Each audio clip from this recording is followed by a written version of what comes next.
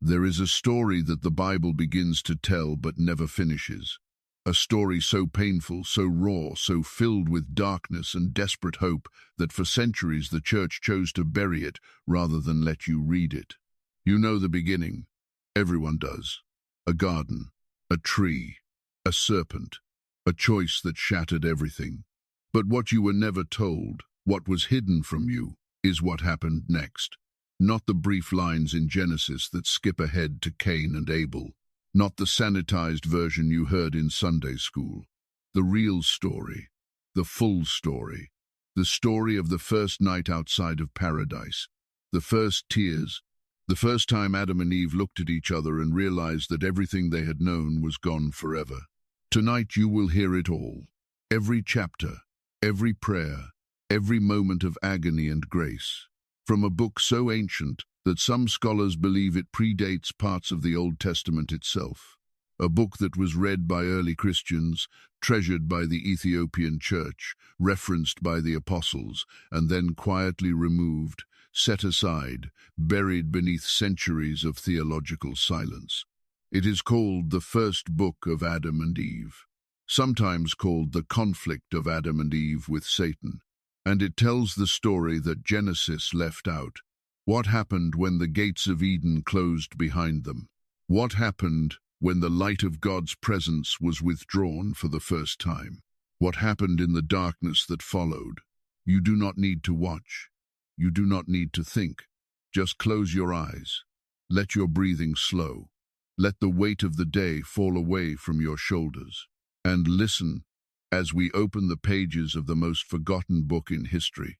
The story of the first man and the first woman, and the long, terrible, beautiful journey that began the moment they were cast out of the only home they had ever known. Let us begin. Chapter 1. The last moment in paradise. Before we enter the darkness, we must first understand the light. We must stand where Adam and Eve stood in the final moments before everything changed. Because you cannot grasp the depth of what they lost unless you first understand the fullness of what they had. The Garden of Eden was not simply a beautiful place. It was not merely a forest of pleasant trees and gentle streams, the kind of landscape you might find in a painting hanging on a church wall. It was something else entirely. Something that no human being has experienced since and no human language can fully describe. Eden was the place where heaven and earth overlapped, where the boundary between the physical and the spiritual did not exist, where the air itself was thick with the presence of God, as real and tangible as sunlight on your face. Adam and Eve did not simply believe in God. They walked with him. They heard his voice the way you hear the voice of someone standing beside you. They felt his nearness the way you feel warmth radiating from a fire on a cold night. The garden provided everything. Not just food, though every tree bore fruit more delicious than anything the earth would ever produce again. Not just beauty, though the colors were richer, the light was clearer, and every flower held a fragrance that could fill the soul with peace. The garden provided something deeper than all of that. It provided communion, unbroken, unhindered, perfect communion with the Creator of all things. Adam had been formed from the dust of the ground. But when God breathed into his nostrils the breath of life, something extraordinary happened.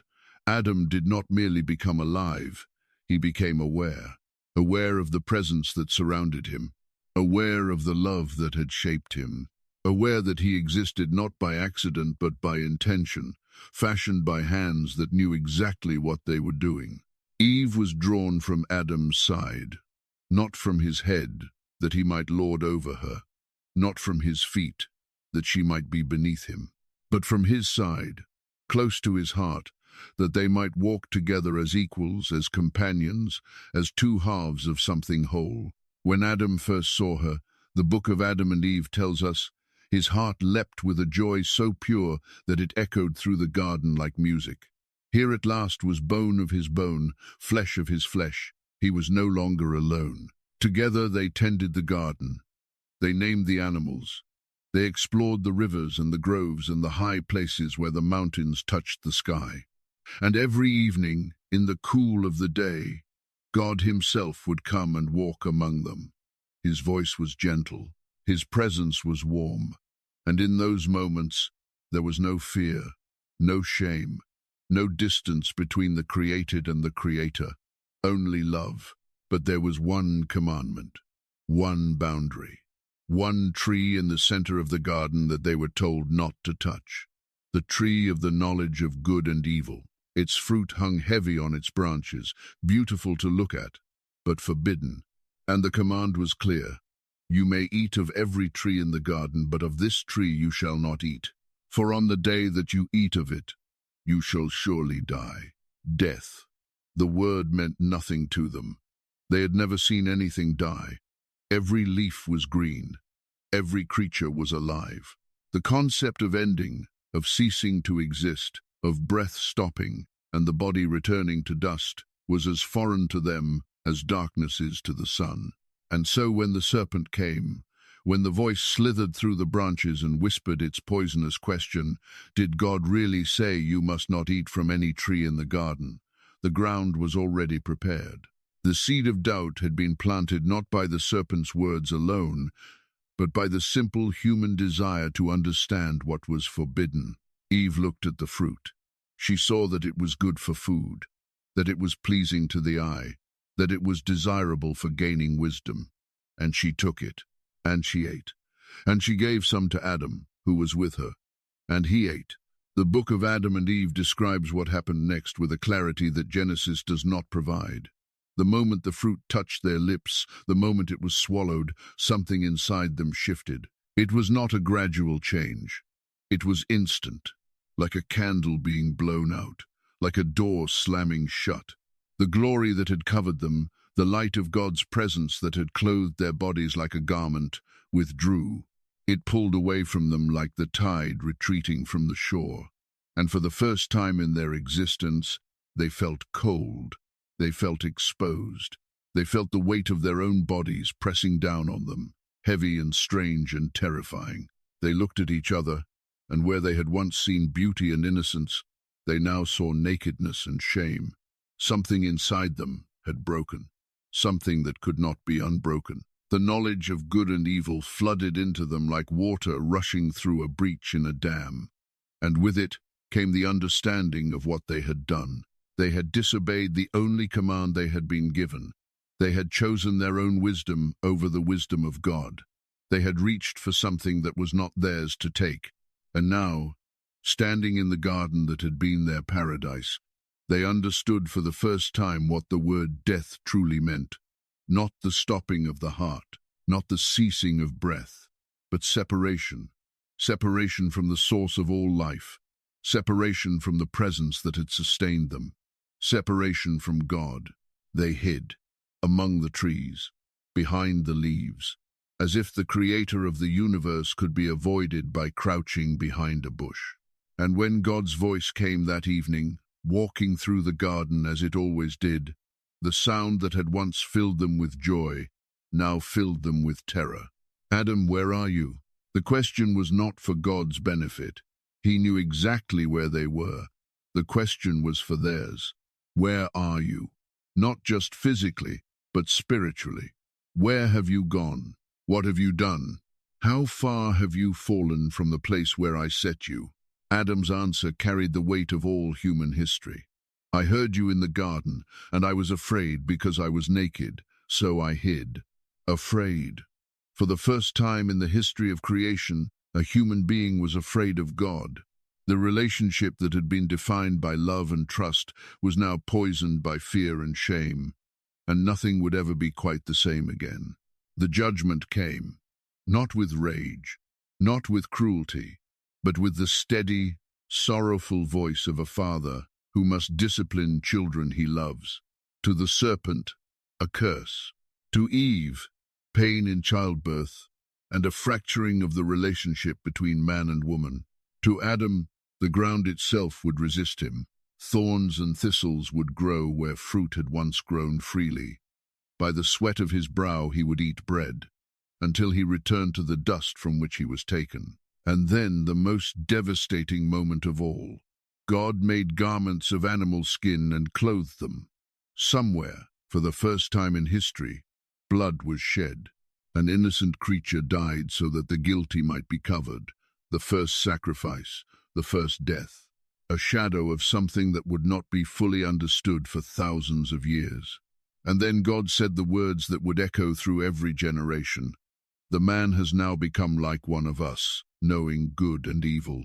He must not be allowed to reach out his hand and take also from the tree of life and eat and live forever.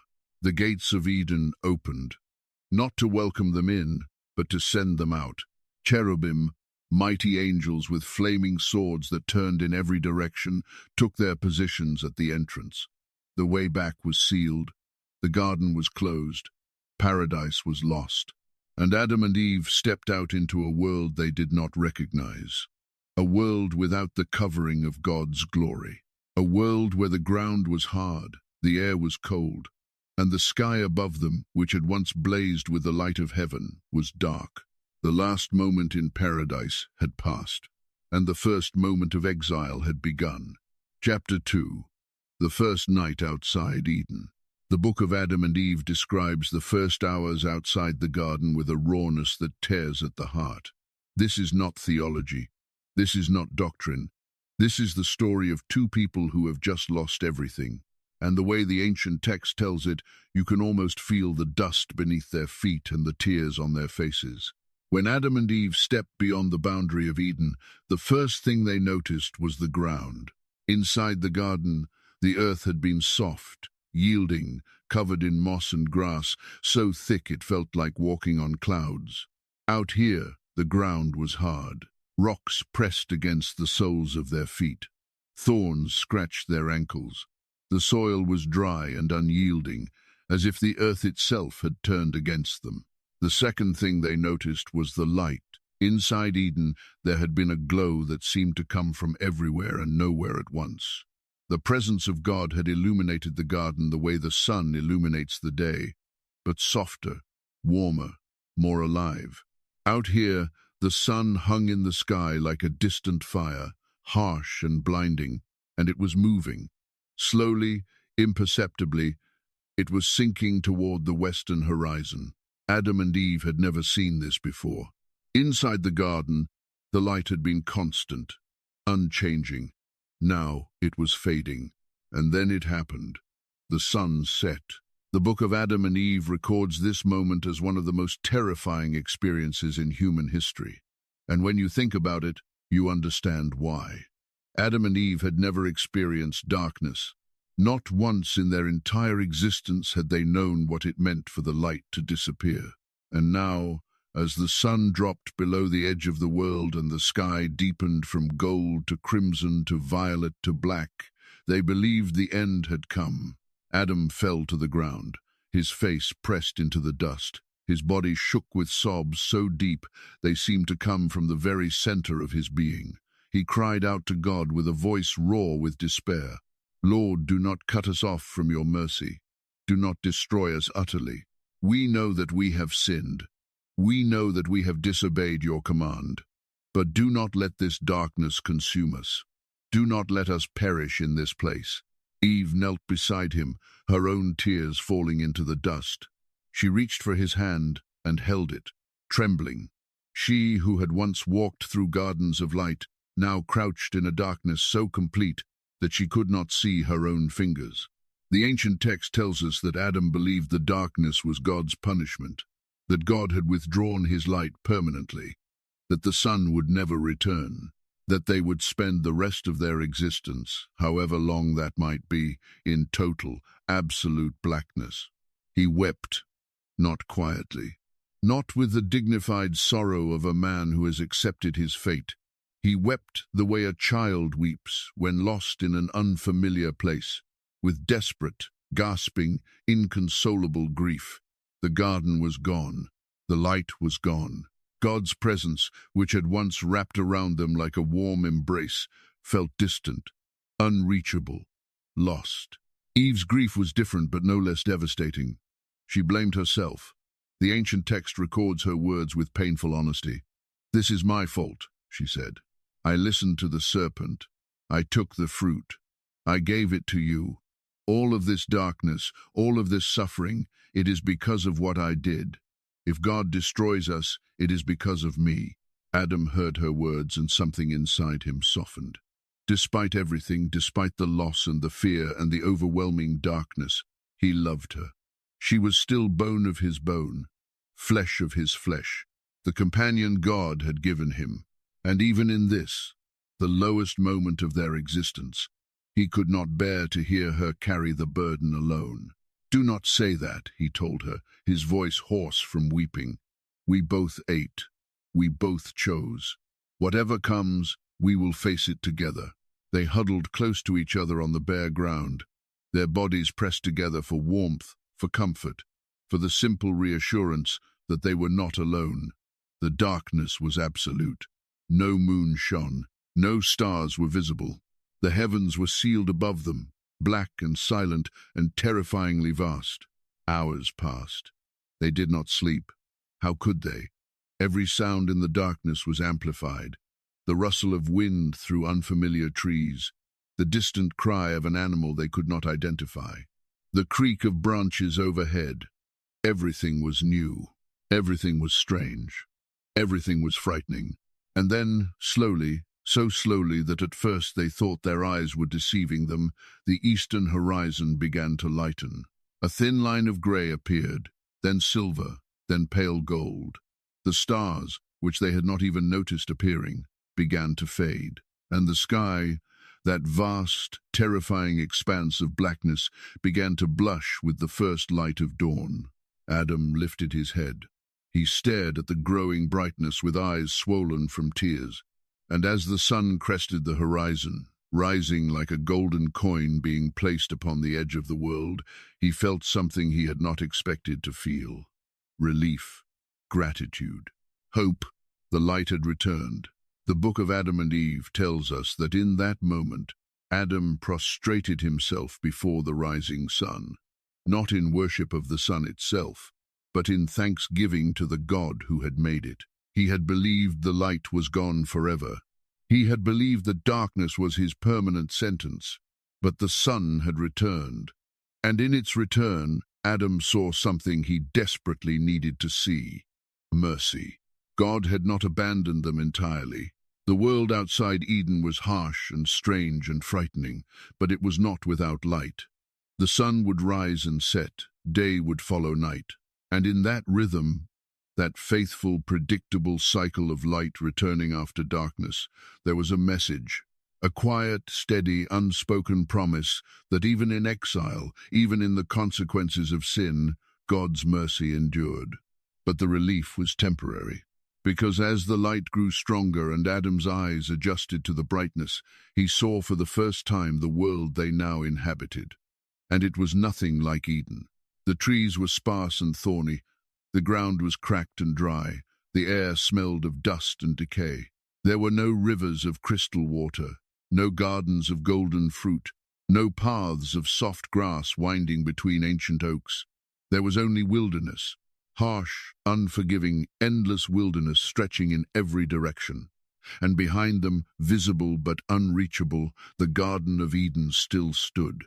Its walls shimmered with a light that seemed almost alive. The tops of its trees rose above its boundaries, green and lush and impossibly beautiful. And at its entrance the cherubim stood guard. Their swords blazed with fire that turned and twisted, cutting through the morning air with a sound like thunder.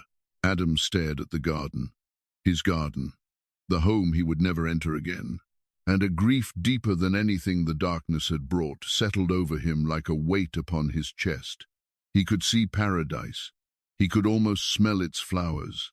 But the way back was sealed, guarded by angels whose power made his own weakness painfully, humiliatingly clear. Eve stood beside him, looking at the same sight. And together, in the first full light of their first morning in exile, they understood what they had done, not just intellectually, not just theologically, but in their bodies, in their bones, in the ache of their empty stomachs and the sting of their bleeding feet and the burning of their tear-swollen eyes. They had traded paradise for dust, communion for loneliness, light for darkness, life for the slow, grinding approach of death, and there was no going back. Chapter 3. The Cave of Treasures. When the full reality of their situation became clear, when Adam and Eve understood that the garden was truly closed and the way back was truly sealed, they needed to find shelter. The sun that had brought such relief was now climbing higher, and its heat was unlike anything they had experienced. Inside Eden, the temperature had been perfect, constant, never too warm, never too cold. Out here, the sun beat down without mercy, and they had no shade, no water, no place to rest. The book of Adam and Eve tells us that God, in his mercy, guided them to a cave, not a grand cavern, not a palace carved from stone, but a small, rough opening in the side of a mountain, dark and cool and just large enough for the two of them. This cave would become known by many names in the ancient traditions: the Cave of Treasures, the Cave of Refuge, the place where the first family of humanity made their home in the aftermath of paradise. Adam entered first. The air inside was damp and cold, so different from the warm, fragrant atmosphere of Eden that it felt like stepping into another world, which, in a sense, it was. The walls were rough stone, the floor was uneven, water seeped through cracks in the ceiling, forming small, cold puddles that soaked through whatever they stepped in. There was no light inside, only the grey illumination that filtered through the entrance, growing dimmer as the cave extended deeper into the mountain. Eve followed him in. She said nothing. There was nothing to say. They stood together in the gloom, their bodies still aching from the fall, their hearts still breaking from the loss, and they looked at their new home. Adam sank to his knees. The stone was hard and cold against his skin. He pressed his forehead to the ground and began to pray. Not the confident, joyful prayers he had offered in the garden, not the easy, natural conversation with a God who walked beside him. This was something else. This was the prayer of a broken man, a man who had tasted glory and now knelt in dust, a man who had known perfection and now lived in a cave. Lord God, he whispered, look at this cave that is now our prison. Look at the darkness that has replaced your light. We have come from a place of beauty into a place of desolation, from a garden into a grave. We deserve this punishment. We do not deny it. But we beg you, do not forget us entirely. Do not turn your face from us forever. The ancient text records that God heard Adam's prayer, and though he did not open the gates of Eden, though he did not reverse the consequences of their choice, he spoke to them. His voice came not from beside them, as it had in the garden, but from above, distant yet unmistakable. Adam, God said, I have made you a promise. Though you have fallen, I will not leave you in darkness forever. A time will come when I will send my word to save you, to bring you back to the garden, to restore what has been lost. But not yet. The time is not yet fulfilled. You must endure. You must wait. You must trust me, even when you cannot see me, even when you cannot feel me, even when every circumstance tells you that I have forgotten you. Adam's tears fell onto the stone floor of the cave. The words brought comfort, but the comfort was tinged with the bitterness of waiting. How long, Lord? How long must we endure? The answer came gently, but it carried the weight of ages. 5,500 years. Then I will come. The number was staggering. Adam could not comprehend it. 5.5 millennia of waiting, of suffering, of living outside the garden, separated from the presence that had once been their everything. The promise was real, but its fulfillment was so distant that it seemed almost cruel in its vastness. And yet, it was a promise. And a promise from God, no matter how far away its completion, was more solid than the stone beneath Adam's knees. Eve heard the words too, and she held them in her heart. She would need them. In the days and weeks and years to come, when the darkness felt too heavy and the loss felt too great, she would return to those words. 5,500 years. God was coming. He had not forgotten. He would restore what was lost. But for now, there was only the cave. Dark, cold, empty. A far cry from the garden they had known, a far cry from the paradise they had lost. But it was shelter, and within its walls, the first family would begin the long, painful, beautiful work of learning to live in a world that had been broken by their own hands.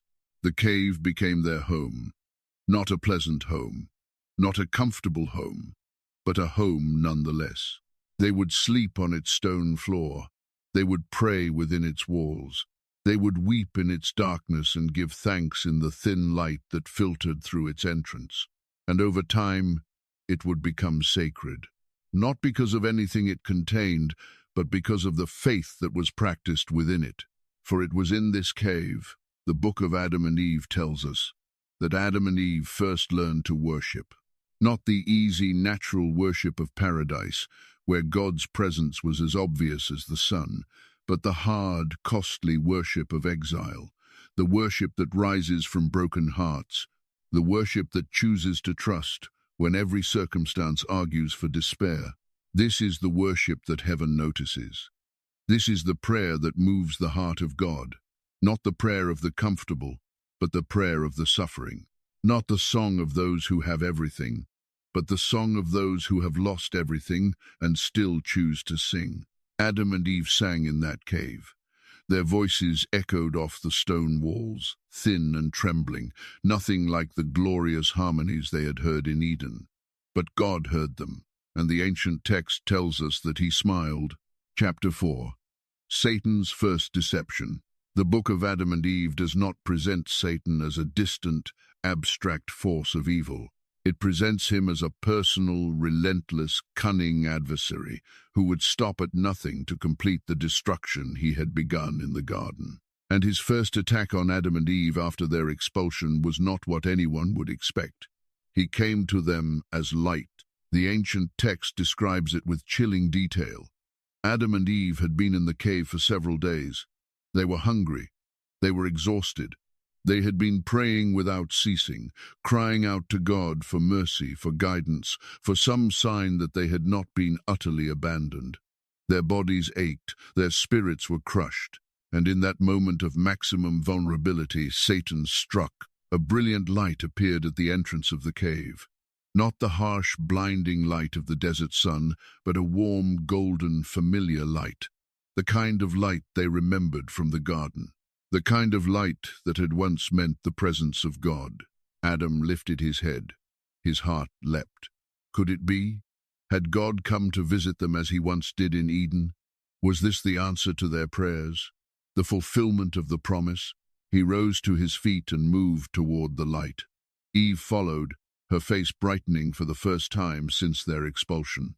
The light grew stronger as they approached the cave entrance. It filled their eyes. It warmed their skin. It felt like home. And then a voice spoke from within the light. Adam, I am God, your creator. I have seen your suffering. I have heard your prayers, and I have come to bring you back to the garden. Your punishment is over. I have forgiven you. Adam fell to his knees. Tears of joy streamed down his face. It was over. The nightmare was over. God had come. He would lead them back to Eden. The gates would open. The cherubim would step aside. They would walk once more among the trees of paradise and hear the voice of the Lord in the cool of the day. But something was wrong. Eve felt it first. A chill that ran through her body despite the warmth of the light. A whisper in the back of her mind that something was not right. The light was warm, yes. The voice was kind, yes. But there was something beneath it. Something hidden. Something cold. Adam, she whispered. Wait. But Adam was already moving forward, drawn by the light, captivated by the promise. His desire for restoration was so strong, his longing for the garden so deep, that he could not hear the warning in Eve's voice. He reached out his hands toward the light. And then the true God spoke, not from the light at the entrance, but from above, from the heavens, from a place beyond the cave, beyond the mountain, beyond the sky itself. His voice was unmistakable. Adam knew it immediately. He had heard it every day in the garden, and he knew, with a certainty that struck him like a blow to the chest, that this voice was real, and the other one was not. Adam, God said, that is not me. That is Satan, who deceived you in the garden. He has come to deceive you again. Do not follow the light. It is a lie. The light at the entrance of the cave flickered. The warmth began to drain from it, replaced by a cold that seeped into the bones. And then, slowly, the golden glow began to twist and darken. The beautiful radiance contorted, revealing what lay beneath it. Not an angel of light, but a being of darkness masquerading as something it was not. Satan's true form did not fully appear. The ancient text tells us that he fled before Adam could see him clearly. The deception had failed. God had intervened, and Satan retreated into the shadows, seething with rage. Adam collapsed onto the floor of the cave, shaking uncontrollably. He had almost followed a lie. He had almost been led deeper into deception by the very being who had caused his fall in the first place. And the most terrifying part was how easy it had been, how natural the light had seemed, how convincing the voice had sounded. Eve sat beside him, her hand on his shoulder. She said nothing, but her touch said everything. I am here. We are together. We will not be deceived again. God spoke once more, his voice carrying both warning and comfort. Adam, you must understand something. Satan will not stop. He hates you because you were made in my image. He hates you because I love you. He will come to you again and again in different forms, with different lies, wearing different masks. Sometimes he will appear as light, sometimes as beauty, sometimes as wisdom. But beneath every disguise, his purpose is the same: to separate you from me, to destroy the hope I have placed within you, to make you believe that my promises are not true. Adam listened, his face still pressed against the cold stone. How will we know? He asked. How will we tell the difference between your voice and his? God's answer was simple. My voice brings peace. His brings confusion. My promises require patience. His promise, instant gratification. I ask you to trust. He asks you to doubt. Remember this, and you will not be easily deceived. The ancient text tells us that from that day forward, Adam became more watchful, more cautious, more discerning. He had learned a lesson that every generation after him would need to learn: that evil does not always look evil, that lies do not always sound like lies, that the most dangerous deceptions are the ones that look most like the truth. Satan would return. The Book of Adam and Eve records dozens of his attempts to deceive, to discourage, to destroy the first family. He would appear as a beautiful angel, offering gifts. He would disguise himself as a young man bringing food. He would whisper doubts in the darkness of the cave. He would try to convince Eve to leave Adam. He would try to convince Adam to take his own life. Each time, God intervened. Sometimes through a direct word. Sometimes through the faith that Adam and Eve had slowly, painfully cultivated. Sometimes through the simple act of prayer, which Satan could not endure.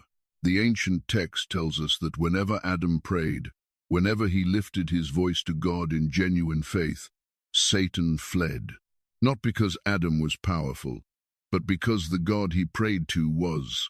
This pattern, deception followed by intervention, temptation followed by deliverance, would repeat itself again and again throughout the book of Adam and Eve. And through it all, one truth remained constant. God was faithful, even when Adam and Eve were not, even when they stumbled, even when they doubted, even when they fell. God was faithful, and that faithfulness would carry them through the darkest days that were yet to come. Chapter 5. The agony of separation. Days turned into weeks, weeks turned into months, and with each passing day, the weight of their exile grew heavier. It was not just the physical hardship, though that was considerable. The hunger, the thirst, the scorching heat of day and the freezing cold of night. It was not just the loneliness, though there were moments when the silence of the wilderness pressed down on them like a physical force. It was something deeper, something that lived in the space between their ribs. in the hollow place where the presence of God had once resided. They were homesick, not for a place, though they ached for the garden with every breath. They were homesick for a person, for the God who had walked with them, for the voice that had called them by name, for the presence that had made every moment in Eden feel complete and whole and alive. The book of Adam and Eve describes their grief with a specificity that suggests the author understood exactly what loss felt like. Adam would wake each morning and, for a brief, merciful instant, forget where he was. He would open his eyes, expecting to see the golden canopy of Eden above him, expecting to hear the murmur of the river, expecting to feel the soft warmth of God's presence settling over him like dew. And then reality would crash back in. The stone ceiling of the cave, the hard ground beneath his body, the emptiness. Every morning, the same shattering realization. They were still outside, the garden was still closed, God was still distant, and the ache would settle back into his chest, familiar and relentless, like a wound that refused to heal. Eve suffered differently. Where Adam's grief expressed itself in loud, desperate prayers that echoed off the cave walls, Eve's grief was quieter. She would sit at the entrance of the cave, looking eastward toward the garden, and simply weep. Her tears fell silently. Her lips moved in prayers too soft to hear. She carried her guilt like a stone around her neck, the knowledge that she had been the first to reach for the fruit, the first to eat, the first to offer it to Adam.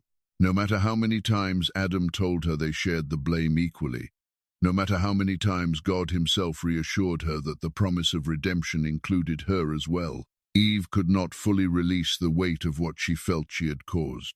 It was a burden she would carry for the rest of her life. And in her quieter moments, when Adam was sleeping or praying, she would trace the outline of the garden on the horizon with her eyes and whisper the same 3 words over and over: I am sorry. The ancient text records specific moments of anguish that bring their suffering into sharp focus. One morning, Adam woke to find the cave unusually cold. He stepped outside and discovered that the ground was covered in something he had never seen before. White, cold, wet. It fell from the sky in soft, silent drifts, covering the rocks and the sparse vegetation in a blanket of unfamiliar substance. Snow. Adam had never experienced winter. Inside Eden, the temperature had been constant. There were no seasons, no cold, no frost. Now he stood barefoot in the snow, his body shaking, his teeth chattering, staring up at a sky that seemed to be dissolving into white fragments. He believed God was destroying the earth. He believed this white substance was the beginning of the end, that the world was being unmade before his eyes. He fell to his knees in the snow, crying out with a voice thick with terror, Lord, if you are going to destroy us, do it quickly. Do not let us suffer any longer. If the earth is being torn apart, take us now. Let us die and be at peace. God's response, as recorded in the ancient text, was gentle, almost tender. Adam, this is not destruction. This is snow. It falls every year. It is part of the world I have made. It will melt. The warmth will return. You have nothing to fear. The words calmed Adam's immediate terror, but they also deepened his sadness. Every year. This would happen every year. The cold would come. The snow would fall. The world outside Eden had rhythms and patterns and seasons that he did not understand, and he would have to learn them all, slowly, painfully, through experience rather than instruction, through suffering rather than grace. There was another moment, perhaps more devastating than the first night or the first snow. The book of Adam and Eve records it simply, but its implications are staggering. Adam tried to kill himself. The text tells us that the agony of separation became so intense, the longing for God's presence so overwhelming, that Adam climbed to the top of the mountain above the cave and threw himself off, not from despair alone, though despair was part of it, but from a desperate, misguided belief that if he died, he might somehow return to God. That death might be a doorway back to the presence he had lost. That by ending his life in this world he might find himself once more in the garden. He fell. The rocks cut his body. The impact knocked the breath from him, but he did not die. God would not allow it. The ancient text tells us that God sent angels to catch him, to slow his fall, to lay him gently on the ground at the base of the mountain, broken and bleeding but alive. Eve found him there. She screamed when she saw the blood. She gathered him in her arms, pressing her face against his chest, feeling for the heartbeat that told her he was still with her. And she wept over him with a grief that encompassed everything: the garden, the fruit, the serpent, the exile, and now this, her husband, broken on the rocks, because the pain of living without God was more than he could bear. God spoke to Adam as he lay in Eve's arms.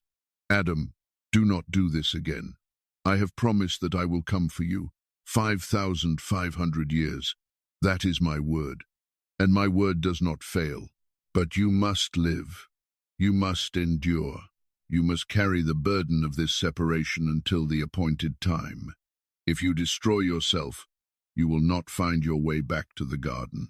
You will only fall into deeper darkness." Adam heard the words through a fog of pain. His body ached. His bones were bruised.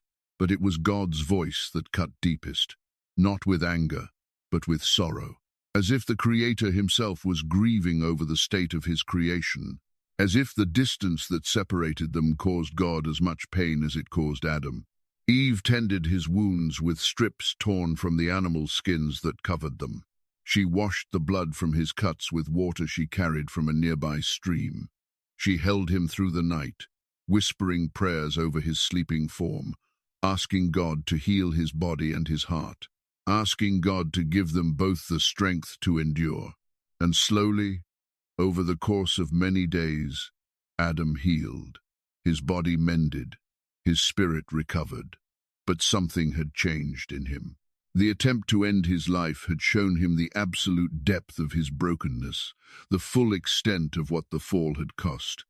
And paradoxically, that knowledge made him stronger. Not because the pain was less, but because he understood now that he could survive it, that even the worst anguish, the deepest grief, the most consuming loneliness could be endured if God's promise remained. And the promise did remain. 5,500 years. It was impossibly far away, but it was real, and it was enough. From that day forward, Adam chose life. Not because life was easy, not because the cave was comfortable or the wilderness was kind, but because God had asked him to live, and that was enough. Eve chose alongside him. Together they would endure, together they would wait. Together they would learn to survive in a world that fought against them at every turn. And together they would hold on to the promise that one day, somehow, in a way they could not yet imagine, God would come. He would come, and he would make all things new. Chapter 6. The Search for Food. Hunger was a sensation Adam and Eve had never known in the garden.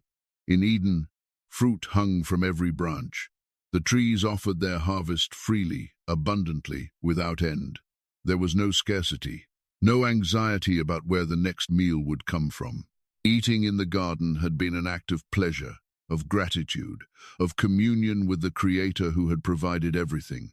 But outside the garden, hunger was something else entirely.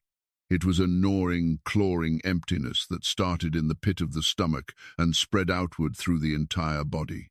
It weakened the legs. It clouded the mind. It made every thought circle back to the same desperate question: where will we find food? The book of Adam and Eve tells us that for the first several days after their expulsion, they did not eat at all. They were too consumed by grief, too overwhelmed by the shock of their new reality, too busy weeping and praying to think about food. But eventually, the body's demands could no longer be ignored. Their stomachs cramped with pain, their lips cracked from dehydration, their limbs grew heavy and weak. Adam ventured out from the cave, searching the barren landscape for anything that might sustain them. But the world outside Eden was not designed for easy living. The ground was hard. The vegetation was sparse. What grew there was tough and bitter, nothing like the sweet, perfect fruit of paradise. He found berries on a thorny bush, small, hard, sour berries that stung his tongue and left his mouth puckered and dry. He brought them back to Eve, offering them with trembling hands. "Look," he said, "food."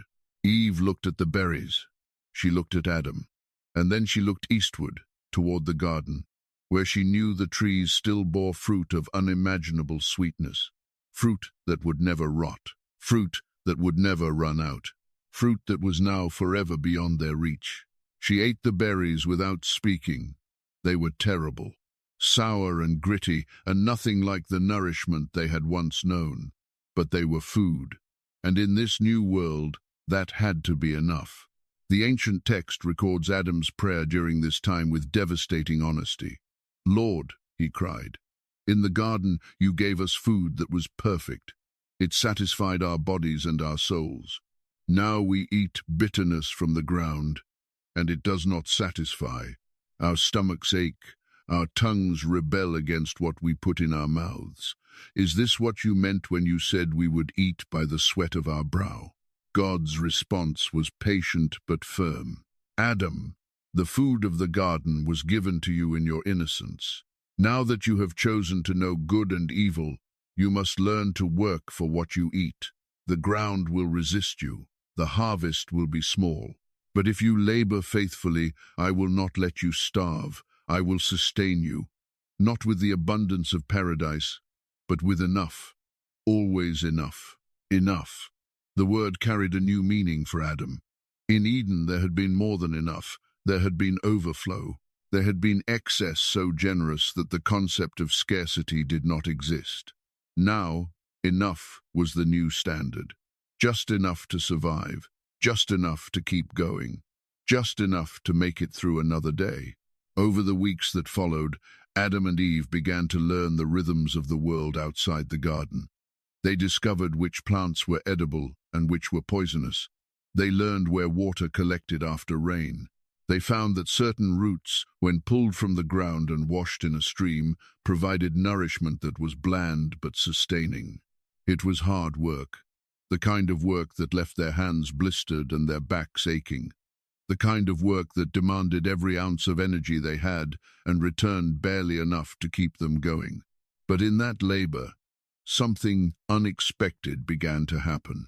They began to feel a sense of purpose, not the effortless, joyful purpose of tending a perfect garden, but the gritty, determined purpose of survivors, of people who refused to lie down and die, of a man and woman who, despite everything they had lost, chose each morning to rise, to search, to work, to provide for each other. And perhaps that is one of the hidden lessons of the book of Adam and Eve. That purpose can be found not only in paradise but in the wilderness. That meaning can be forged not only from abundance but from scarcity.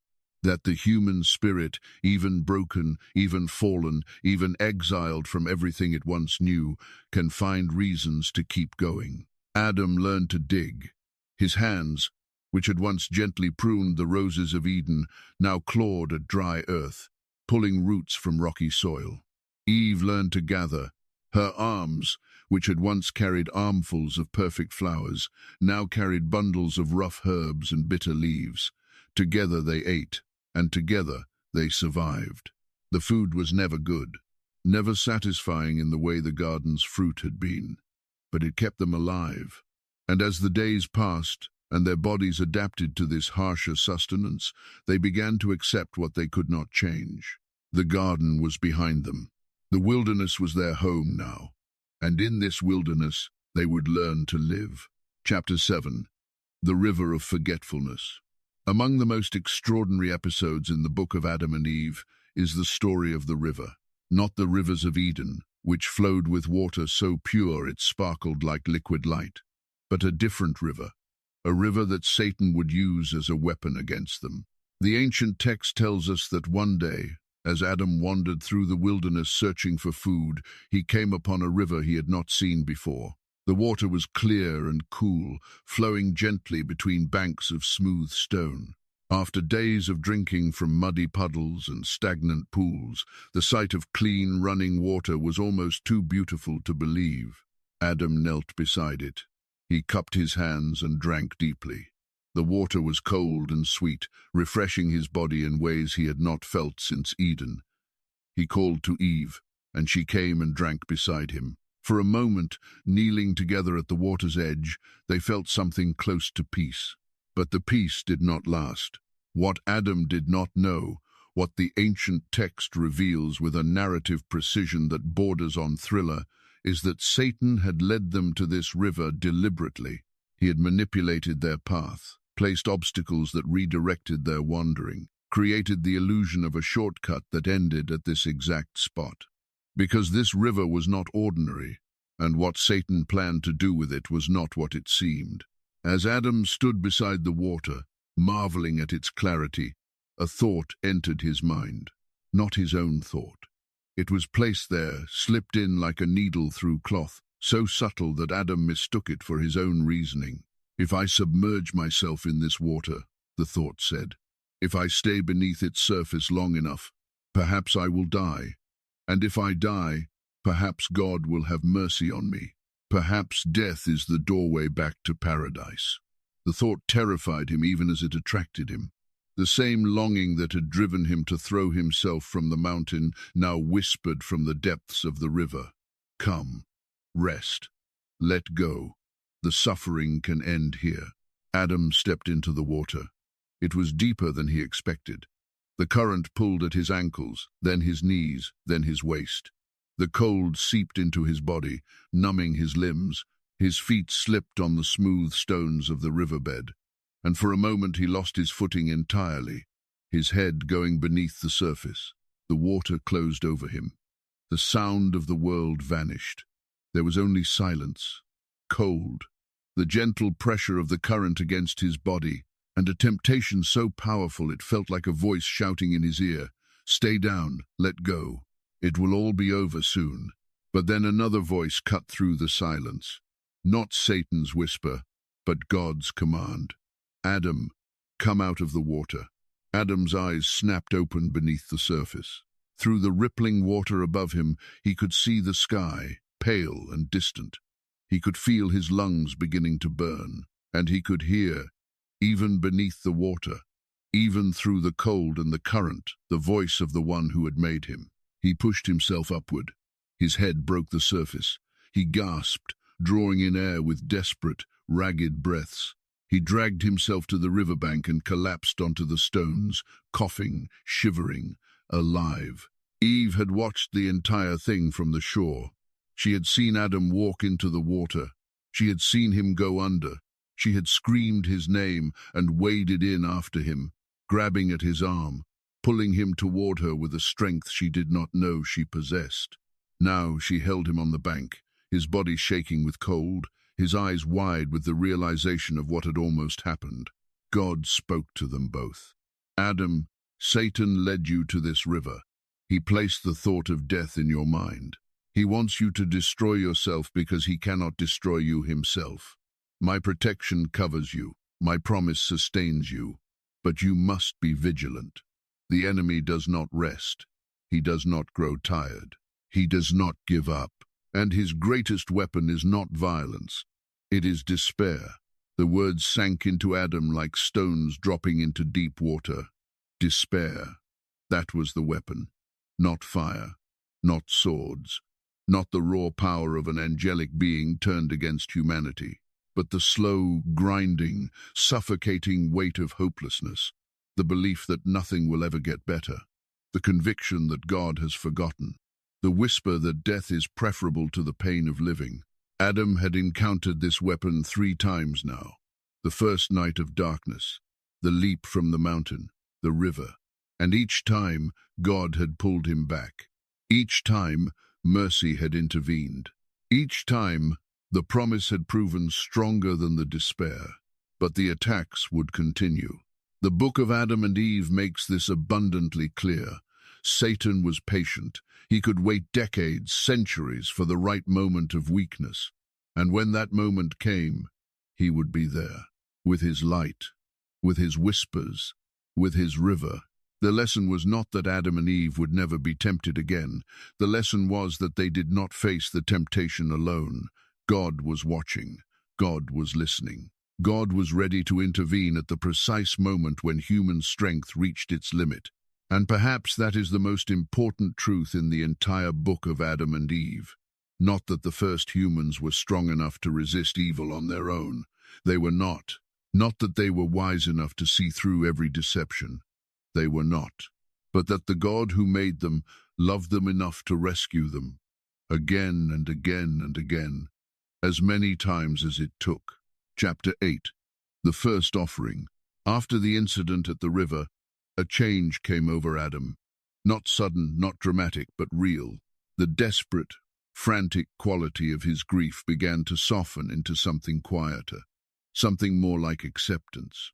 Not acceptance of their exile as permanent, for he still held to God's promise of restoration, but acceptance of the present moment. Acceptance that the cave was their home for now, that the wilderness was their portion, that the long wait had begun, and no amount of weeping or struggling would make it pass more quickly.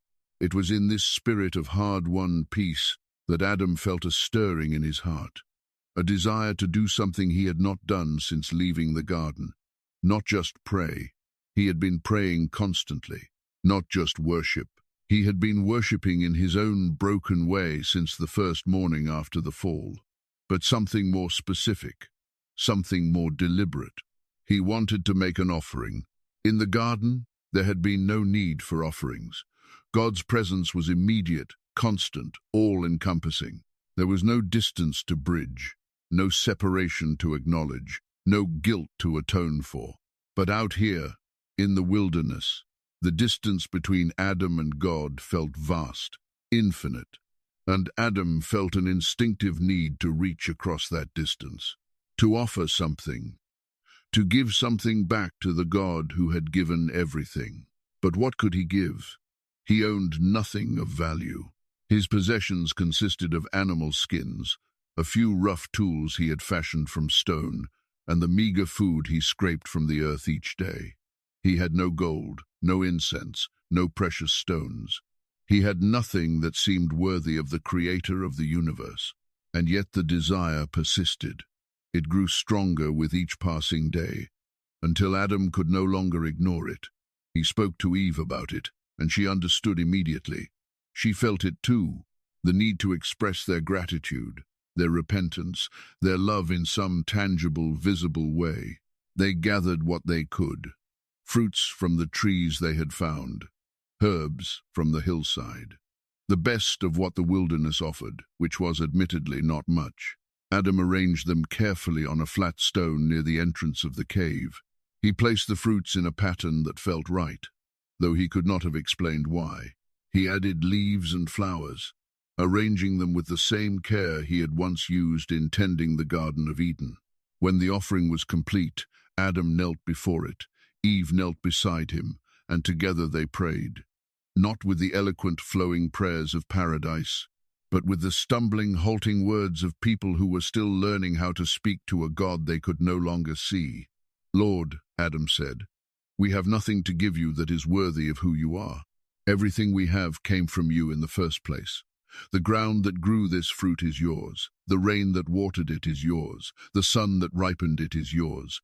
We are giving you back what was already yours, but we give it with hearts that are broken and repentant. Accept this offering, not because it is worthy, but because we are yours." The ancient text records what happened next with a simplicity that makes it all the more powerful. Fire descended from heaven and consumed the offering. Not ordinary fire, not the kind of flame that burns wood and leaves ash, but the fire of God's presence.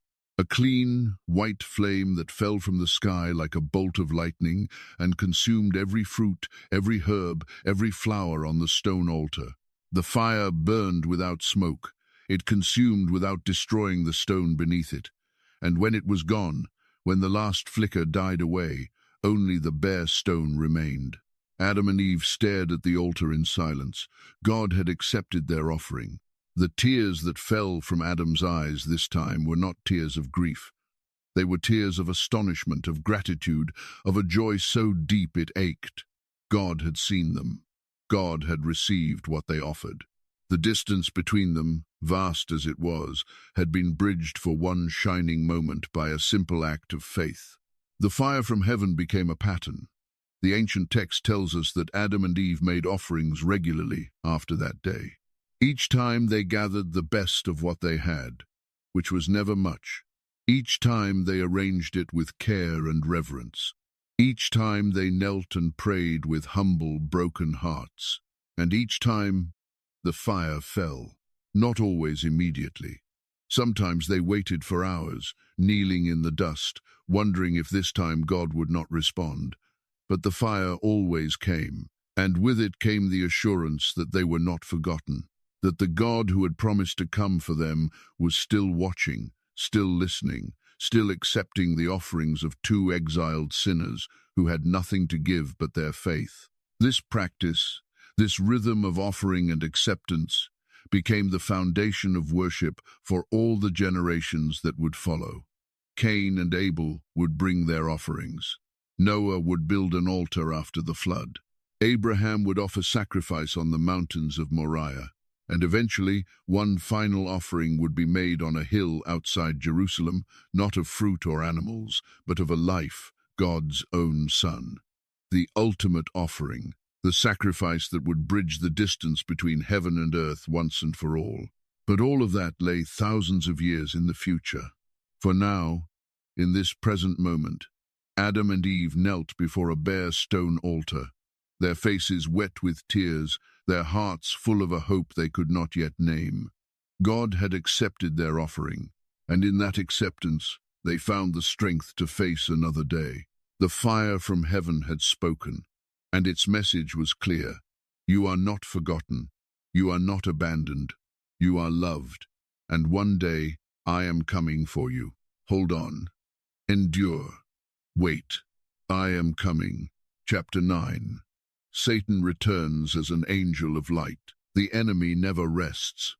The book of Adam and Eve makes this truth painfully, relentlessly clear through episode after episode of satanic deception.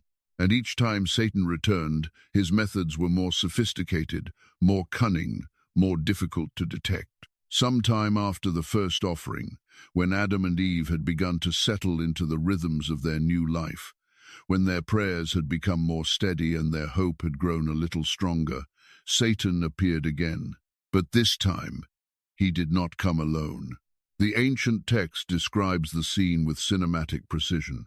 Adam was praying inside the cave, his face turned toward the east, his voice rising and falling in the cadence of worship he had slowly developed. Eve sat near the entrance, her hands busy with the work of preparing their simple meal. The afternoon light slanted through the cave mouth, casting long shadows across the stone floor. And then the light changed. It grew brighter, warmer, more intense. The shadows retreated. The cave filled with a golden radiance that seemed to come from everywhere at once. Adam opened his eyes and turned toward the entrance. What he saw made his heart stop. A figure stood at the mouth of the cave, tall, radiant, clothed in garments of shimmering white that seemed to be woven from light itself.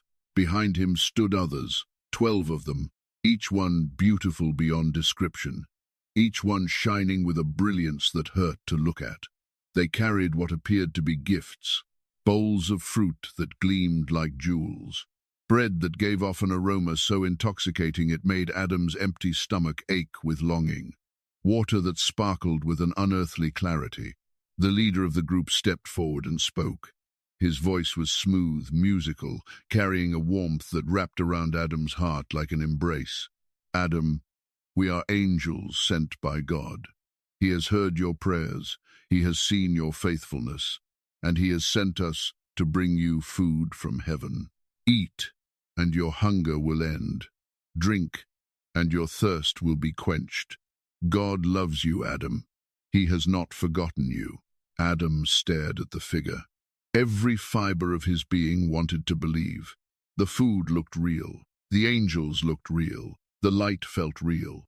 And after months of bitter berries and muddy water, the thought of heavenly food was almost more than he could resist. But something held him back. A memory. The last time a light had appeared at the entrance of the cave. The last time a voice had promised something too good to be true. God's warning echoed in his mind. Satan will come in different forms. He will appear as light. My voice brings peace. His brings confusion. Adam closed his eyes. He did not look at the angels. He did not look at the food. He turned his face toward the ground and he prayed. Lord God, if these are truly your messengers, let me know. If this is truly your gift, confirm it. But if this is a deception, expose it. I choose to trust you, not my eyes, not my hunger, not my desire. You alone. The prayer hung in the air like smoke. For a moment, nothing happened. The shining figures stood motionless. The food gleamed. The light continued to pour through the cave entrance. And then, like a curtain being torn, the illusion shattered. The light twisted. The beautiful figures contorted. The shimmering garments darkened and crumbled.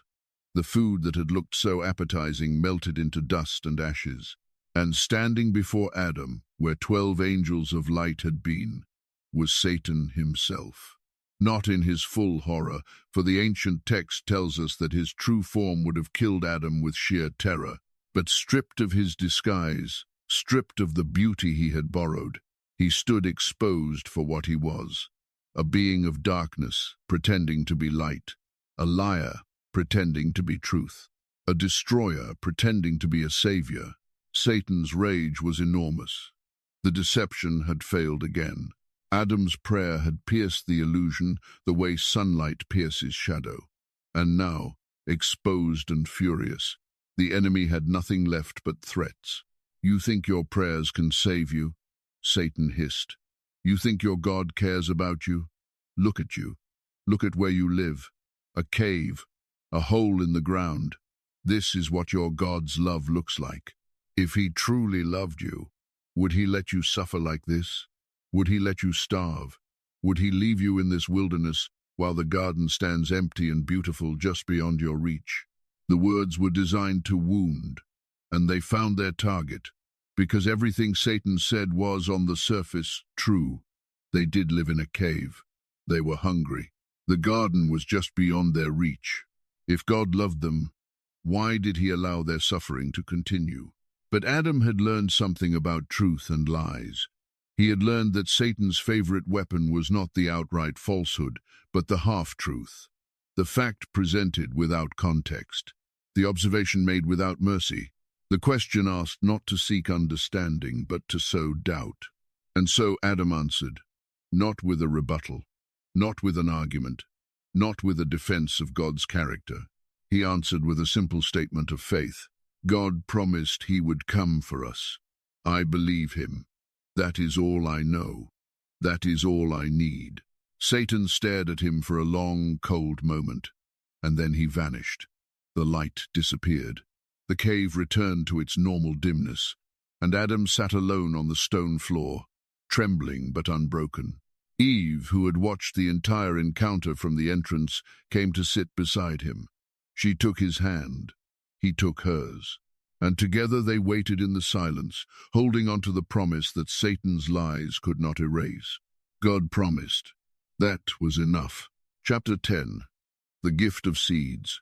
After Satan's latest deception was exposed, something unexpected happened.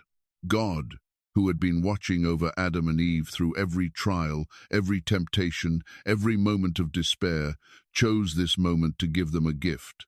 Not the gift of restoration, not the gift of return to the garden, that was still thousands of years away, but a gift that would change their daily existence in a profound and practical way. God taught Adam to farm. The ancient text describes this moment with the tenderness of a father teaching a child to walk. God sent an angel, a real angel this time, not Satan in disguise, to show Adam how to work the earth, how to break the hard ground with tools fashioned from stone and wood, how to plant seeds in rows, how to water the soil and protect the young shoots from the wind and the sun. Adam watched with wide eyes as the angel demonstrated each step. This was knowledge he had never needed in the garden, where food grew without effort, where trees bore fruit without planting, where the earth gave its bounty freely and abundantly. But out here, in the wilderness of exile, this knowledge was the difference between survival and starvation. The angel brought seeds, wheat, barley, lentils, herbs that would grow in this harsh soil if tended with care and patience. These were not the miraculous fruits of paradise. They would not ripen overnight. They would not satisfy the soul the way the garden's harvest had. But they would sustain the body. And for now, that was what was needed. Adam took the seeds in his trembling hands. They were small, dry, seemingly lifeless. The idea that these tiny specks could produce food seemed almost as miraculous as the creation itself. But the angel assured him, "Plant them, water them, wait. The earth will do the rest." And so Adam planted. He dug furrows in the hard ground near the cave, using a sharp stone as a plough. The work was back-breaking. His hands blistered, his back ached. Sweat poured from his forehead and fell into the dust, mixing with the soil in a way that felt almost ceremonial. "By the sweat of your brow you will eat bread." God's words had been literal. Every grain of wheat would cost Adam physical pain. Eve worked beside him. She carried water from the stream, pouring it carefully over the planted rows. She pulled weeds that grew faster than the crops, competing for the same scarce moisture and nutrients. She watched over the young shoots when they finally appeared, tiny green threads pushing through the dark earth, fragile and determined and impossibly alive. The first time Adam saw a seedling break through the soil, he wept. Not from sorrow this time, but from wonder. Life. Despite everything, life was still possible in this broken world. The ground that had been cursed for his sake could still produce. The earth that had been sentenced to thorns and thistles could still bear grain. Something in the created order refused to give up, refused to stop producing, refused to let death have the final word. As the weeks passed, the garden, their garden, not Eden but something humbler and harder won, began to take shape. Rows of wheat turned from green to gold as the grain ripened. Barley grew thick and heavy, its heads bowing under the weight of their own abundance.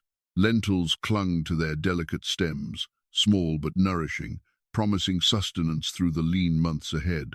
The first harvest was small, barely enough for a few weeks of careful eating, but it was their harvest, the fruit of their labor, the product of seeds planted in faith, watered with sweat, and grown in soil that God had promised would sustain them.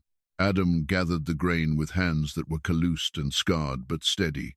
He ground it between stones the way the angel had shown him. He mixed the rough flour with water and baked it on heated rocks near the cave entrance. The result was crude, dense, nothing like the food of paradise. But when he broke it and shared it with Eve, when they ate together in the fading light of a wilderness evening, something happened that neither of them expected. They tasted gratitude, not the easy gratitude of those who have always had plenty, but the deep, hard-earned gratitude of those who have known hunger, the gratitude that comes from receiving something you were not sure would come, the gratitude that transforms ordinary bread into something sacred. Eve looked at the bread in her hands, this rough, imperfect thing made from seeds and sweat and faith, and she smiled. It was the first real smile Adam had seen on her face since the garden, and it was more beautiful to him than all the flowers of Eden. They gave thanks, not with the elaborate prayers of a later age, not with the ritual words of a priesthood that did not yet exist, but with the simple, spontaneous overflow of hearts that recognized grace in the midst of hardship. "Thank you, Lord," Adam said, his voice rough with emotion. "Thank you for the seeds. Thank you for the rain. Thank you for the strength to dig and plant and wait. Thank you for this bread, which is not the food of paradise but is food enough for today. And today is enough. Today is enough." Those words became a kind of prayer for Adam and Eve, a daily confession that they did not need to see the end of the journey in order to take the next step. They did not need the fullness of restoration in order to receive the mercy of the present moment. They did not need the garden in order to find God, because God was here, in the wilderness, in the cave, in the bread, in the seeds, in the sweat and the soil, and the slow, faithful turning of the seasons. God was here, and he was enough. The farming continued. Season by season, Adam learned more about the earth and its ways. He learned which crops grew best in which soil. He learned when to plant and when to harvest. He learned to read the sky for signs of rain and the wind for hints of coming storms. The wilderness was harsh, but it was not without mercy. It yielded its gifts reluctantly, but it yielded them nonetheless. And with each harvest, Adam's faith grew stronger. Not because life got easier, it did not, but because each harvest was proof that God's word was true, proof that the earth, though cursed, could still produce, proof that life, though broken, could still be sustained. The seeds had been a gift, but the greater gift was what they represented. Hope, not the hope of instant restoration, not the hope of a quick fix or an easy answer, but the hope of a God who provides enough for today, who walks with his children through the wilderness, who plants seeds of promise in the hardest ground and waits with infinite patience for them to grow. 5,500 years, that was the timeline, that was the promise. But until that day came, there would be bread, there would be rain, there would be seeds and soil and seasons, and there would be God, faithful, present, enough. Time passed in the wilderness. How much time, the ancient text does not say precisely, but enough for the rhythms of exile to become familiar, enough for the cave to feel less like a prison and more like a home, enough for the fields Adam had planted to produce their third and fourth harvest, enough for the sharpest edges of grief to soften, not into forgetfulness, but into something quieter, a sadness that lived beneath the surface of daily life, always present but no longer paralyzing. And then something happened that changed everything, something that neither Adam nor Eve had experienced before, something that brought more joy and more fear than anything since the garden. Eve became pregnant. The book of Adam and Eve describes this moment with a mixture of wonder and anxiety that any parent would recognize. Eve felt the life stirring inside her, a movement so gentle at first that she thought she had imagined it. But it grew stronger, more insistent, more unmistakably real. Something was alive within her body, something new, something that had never existed before. Adam watched her changing form with eyes full of wonder and dread. God had said there would be pain in childbirth. It was part of the consequence, part of the curse. And Adam, who had watched Eve suffer through the cold and the hunger and the darkness, could not bear the thought of her enduring yet another kind of agony. He prayed constantly during those months, asking God to be merciful, to ease the pain, to protect the woman he loved from the worst of what was coming. When the time arrived, Eve's labor was exactly what God had warned. The ancient text does not spare the details. The pain was unlike anything she had experienced, and she had experienced much.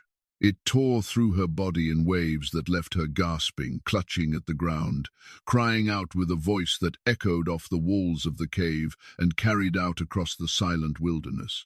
Adam knelt beside her, helpless. He held her hand. He whispered prayers.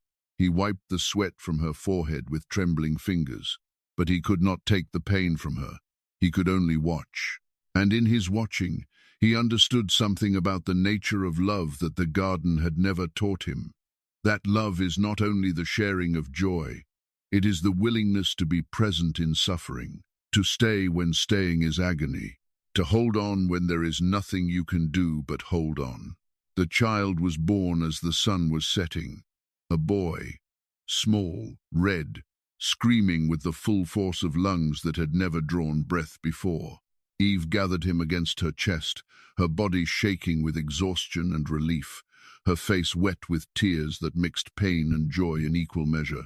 Adam looked at his son, this tiny, wailing, impossible creature, made not from dust, as he had been, not from a rib, as Eve had been, but from the union of man and woman, from the mystery of life continuing despite the fall, despite the curse, despite everything.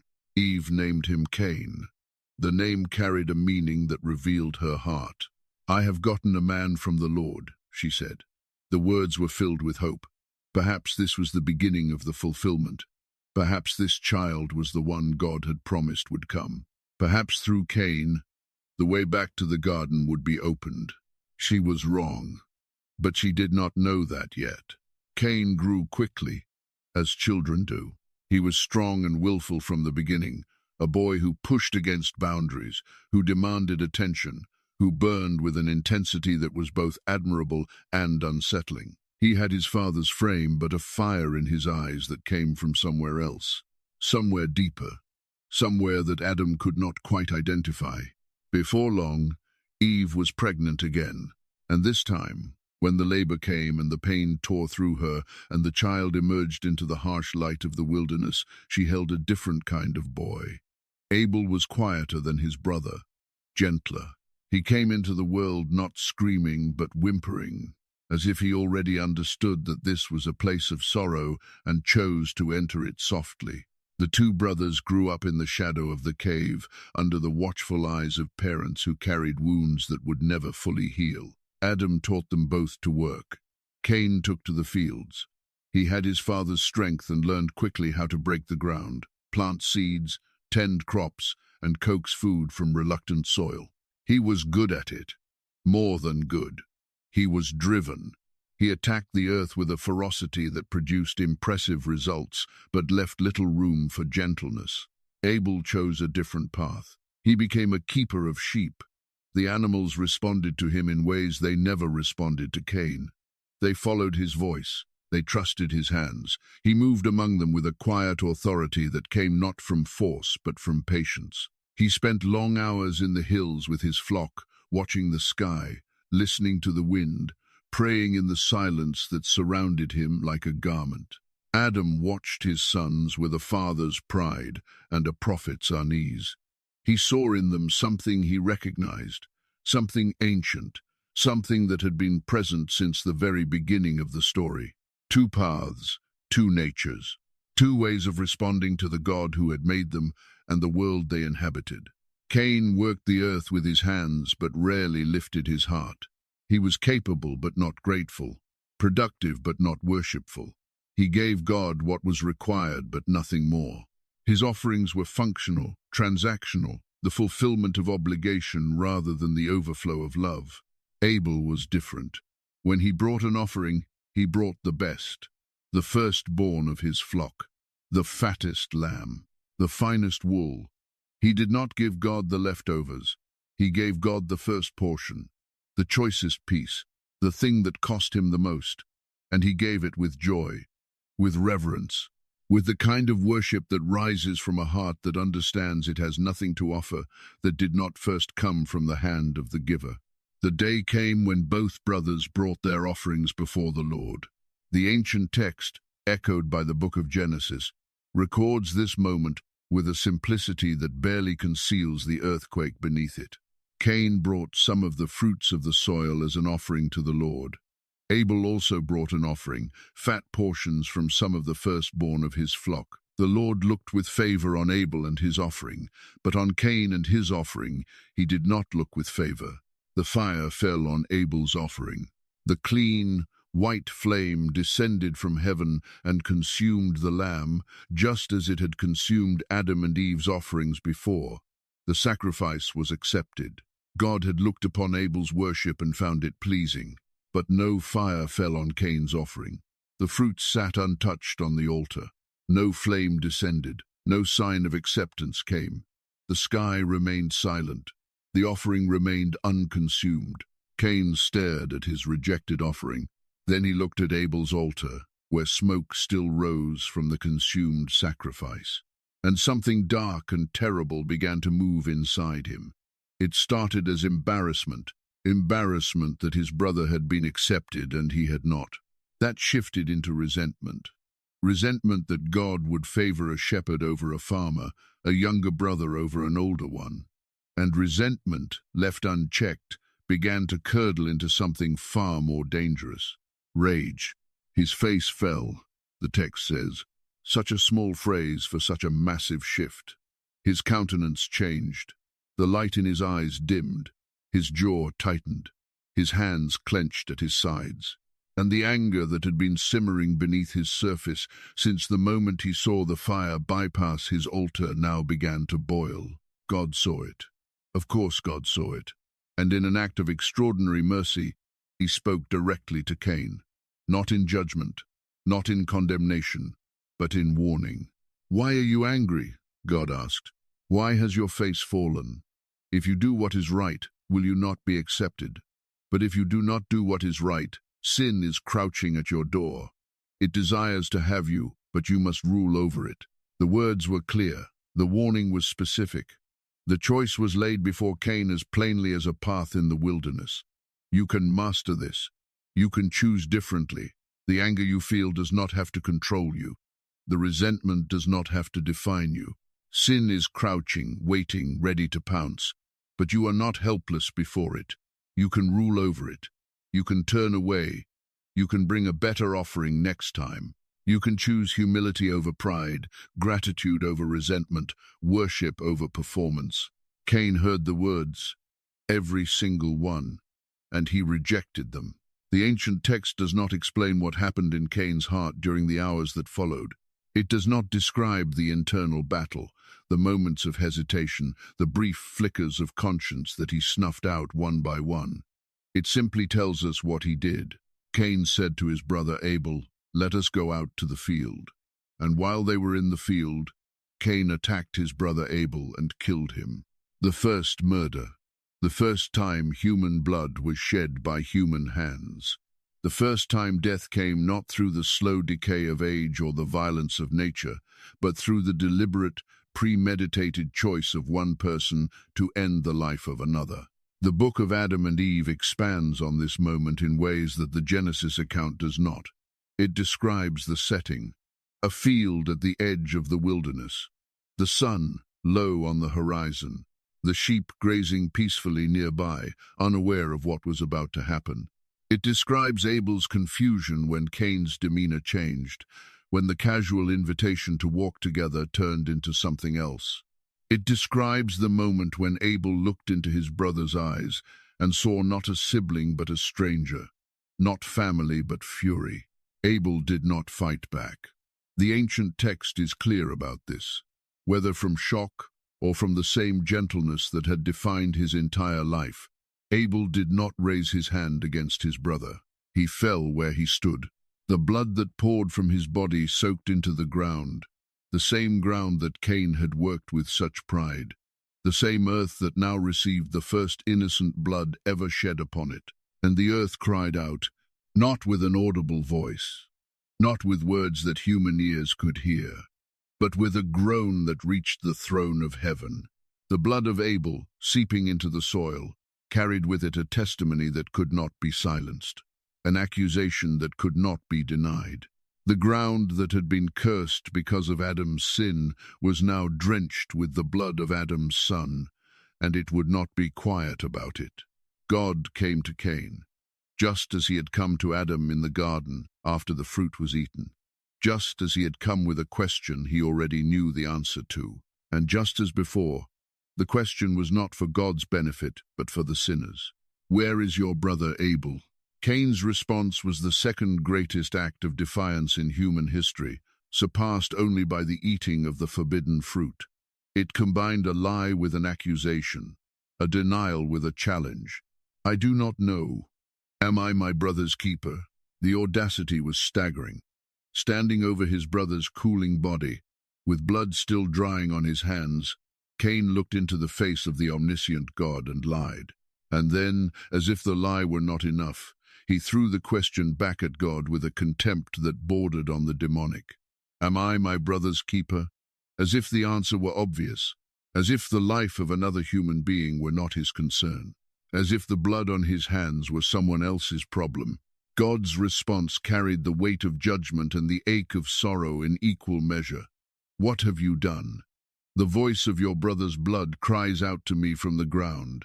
Now you are under a curse, and driven from the ground, which opened its mouth to receive your brother's blood from your hand. When you work the ground, it will no longer yield its crops for you. You will be a restless wanderer on the earth. The punishment was precise. The farmer who had prided himself on his ability to work the soil would find the soil turning against him. The ground that had been his domain, his identity, his source of pride, would refuse to cooperate. He would plant but not harvest. He would sow but not reap. The earth itself would rebel against the man who had polluted it with innocent blood. And more than that, he would wander. No home, no roots, no place to call his own. The restlessness that had always simmered beneath Cain's surface would now become his permanent condition. He would walk the earth without rest, without peace, without the anchor of belonging.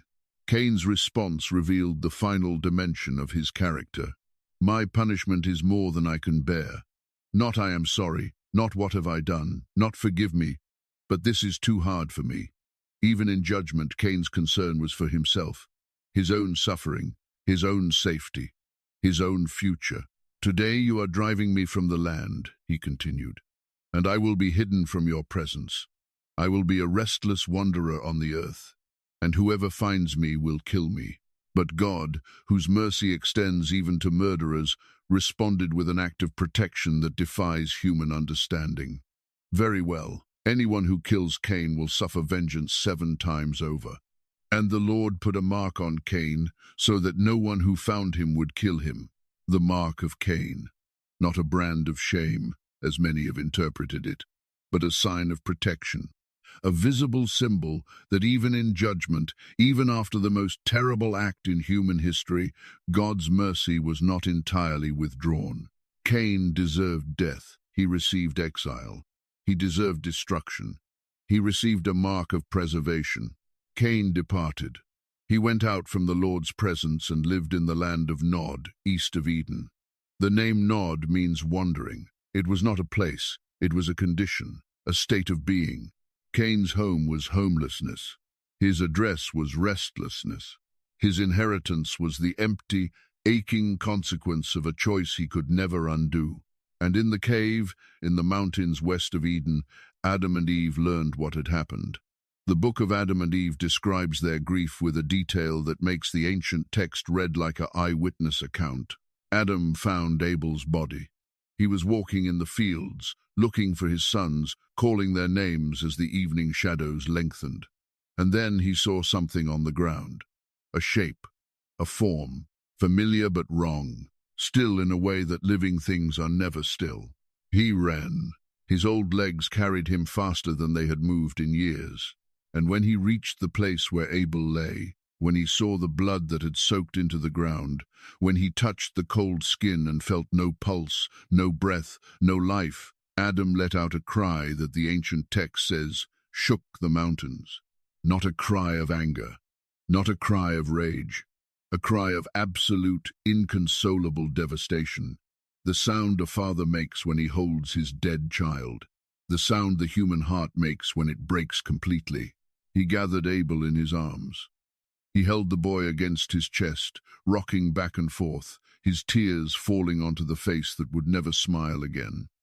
He called Abel's name, over and over, as if the sound of his voice might somehow reach wherever Abel had gone, as if love could reverse what violence had done. Eve came running when she heard Adam's cry. And when she saw what he held, when she understood what had happened, she collapsed beside them. Her screams joined Adam's cries, and together their grief filled the wilderness with a sound that no animal had ever made. The sound of parents mourning the death of a child, the sound of innocence lost for the second time. But this time it was not fruit that had been taken. It was life, human life, the life of a boy who had done nothing wrong except worship God with a pure heart. They carried Abel's body back to the cave. The book of Adam and Eve tells us that they did not know what to do with it. Death was still new to them. They had never buried a human being. They had seen animals die. They had watched the leaves fall and decompose. But this was different. This was their son, their flesh, their blood. God sent guidance.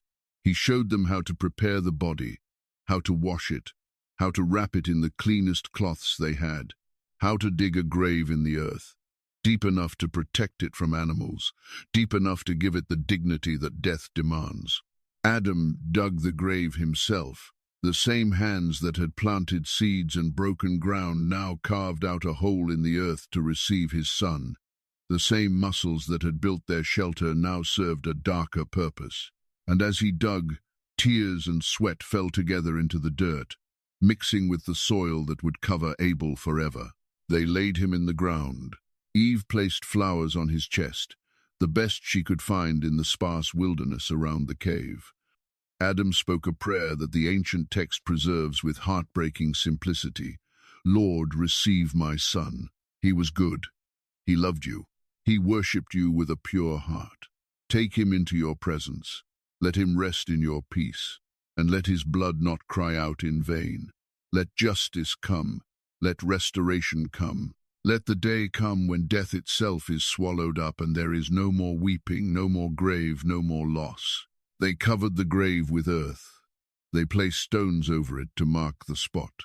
And then they sat beside it in silence as the sun went down and the darkness, that old familiar darkness, settled over them once more. But this darkness was different from the first night outside Eden.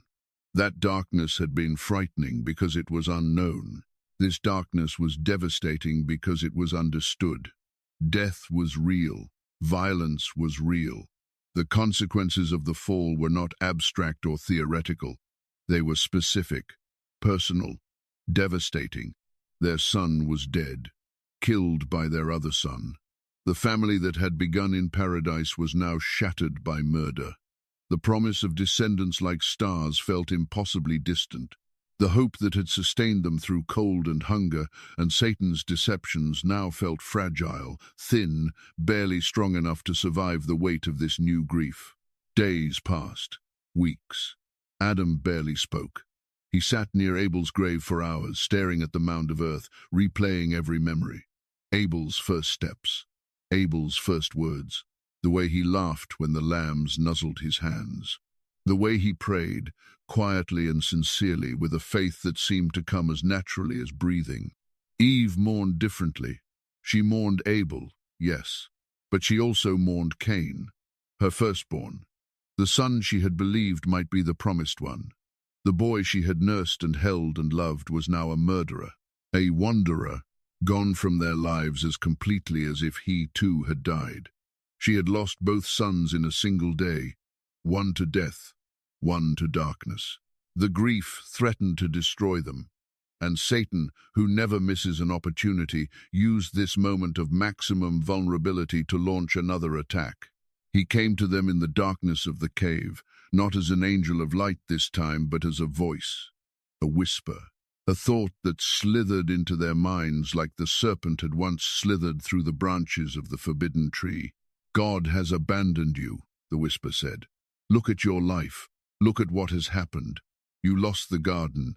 You lost your innocence. Now you have lost your sons, both of them. What kind of God allows this? What kind of promise is worth this price? You would have been better off never being created. The thoughts were poison, and they found willing vessels in hearts that were already broken. Adam lay in the darkness, listening to the whisper, and for the first time since the river incident, he seriously considered giving up, not ending his life. He had learned that lesson, but simply stopping the prayers, stopping the offerings, stopping the faith. What was the point? Every time something good happened, something worse followed. Every time hope appeared, tragedy crushed it. Eve felt the same temptation. She lay beside Adam in the dark cave, her body curled into itself, her arms wrapped around the emptiness where Abel should have been, and she wondered if the serpent had been right all along. Perhaps the knowledge of good and evil was not worth having. Perhaps ignorance in the garden would have been better than wisdom in the wilderness. Perhaps the fruit was the last good thing she would ever taste. But then, in the deepest part of the night, when the darkness was most complete and the despair was most heavy, God spoke, not with the thunder of Sinai, not with the fire of heaven, but with a still, small voice that cut through the whispers of the enemy like a blade through silk. Adam, Eve, I am here. 3 words. That was all. I am here. Not an explanation, not a justification, not a theological treatise on the nature of suffering and the sovereignty of God. Just presence. Just the assurance that in the darkest moment of their darkest night, they were not alone. Adam's tears came fresh, but these tears were different. They were not the tears of despair. They were the tears of a man being held, being seen, being known in his pain by the one who had made him. The grief did not disappear. The loss did not reverse. Abel was still dead.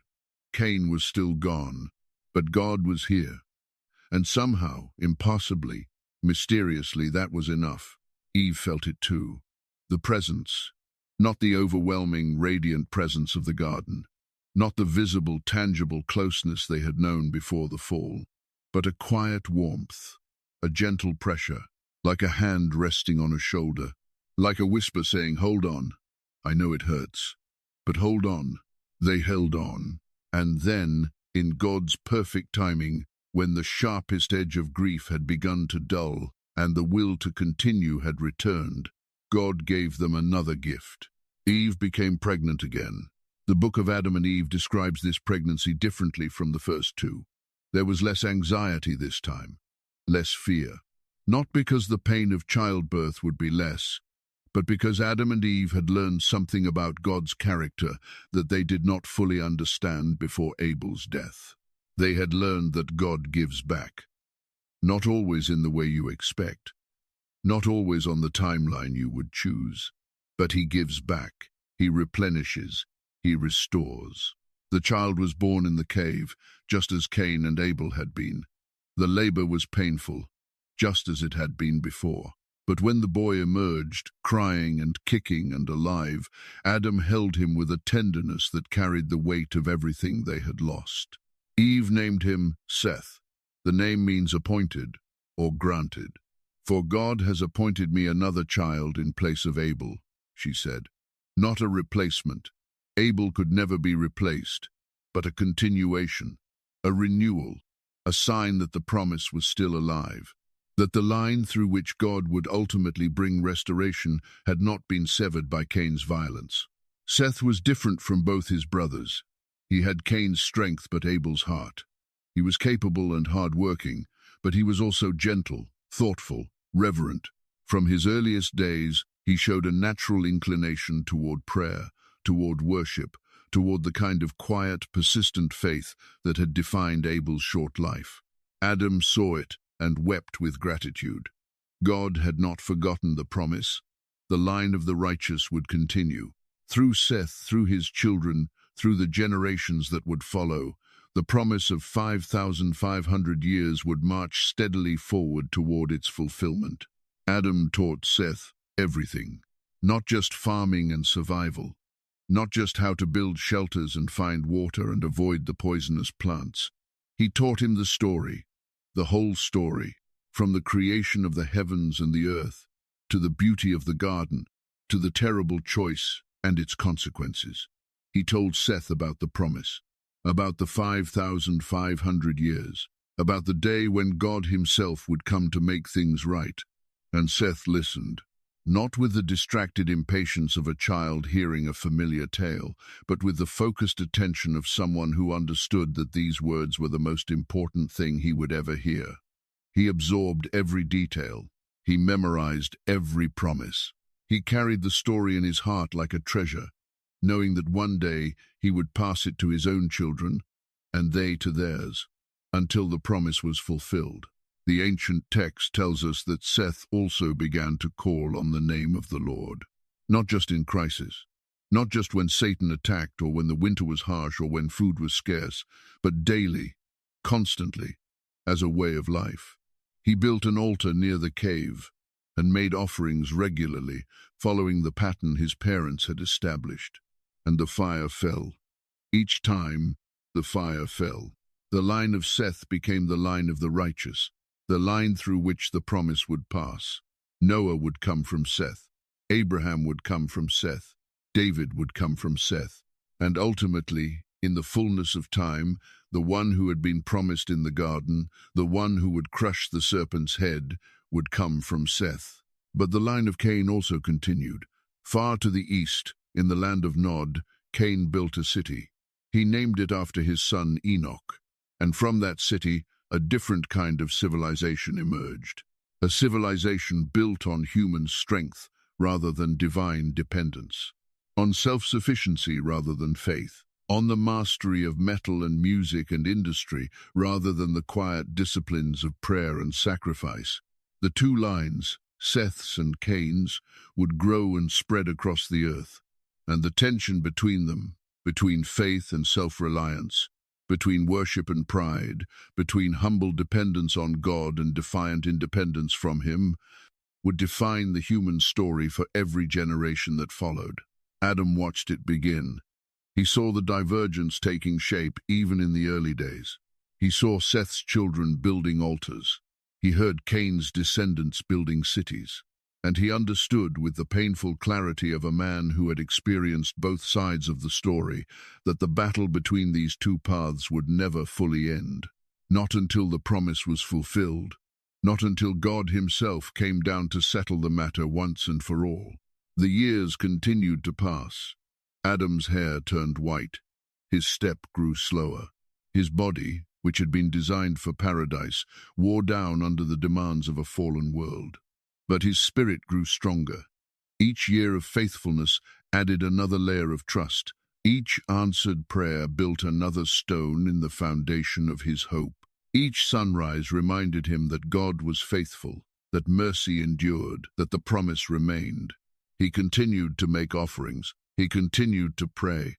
He continued to teach his children and his children's children the story of the garden, the fall, the promise. And in the evenings, when the sun set and the old familiar darkness crept across the wilderness, he no longer trembled. He no longer believed the light would not return. He knew it would, because God had said so, and God's word did not fail. Adam lived 930 years. The book of Adam and Eve tells us that as his final days approached, he gathered his family around him. Seth stood at the right hand.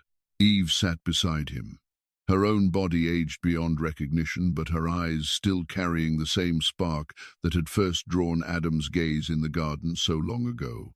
He spoke to them slowly, his voice thin but steady. "My children," he said, "I am leaving you. My body is returning to the dust from which it was taken. But the promise remains. God said He would come. He said He would send His word to save us. 5,500 years. I have not seen its fulfillment, but I believe it with every fiber of my being. Do not forget. Do not let the story die. Pass it down, generation to generation, father to son, mother to daughter. Keep the flame alive until the day God keeps His promise." He looked at Eve, the woman who had been his companion through paradise and exile, through joy and devastation, through the birth of their children and the death of their son. The woman who had first reached for the fruit but who had also first reached for his hand in the darkness. The woman who had wept more tears than the rivers of Eden and yet still found the strength to smile when Seth brought her wildflowers from the hillside. "We began this journey together," he said, "and I would not have wanted anyone else beside me. Not in the garden, not in the cave, not in the darkness. You are still bone of my bone, flesh of my flesh, and when the promise is fulfilled, I believe we will walk together again.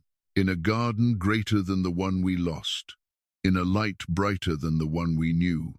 Eve could not speak. She held his hand, her own hands trembling, and she nodded.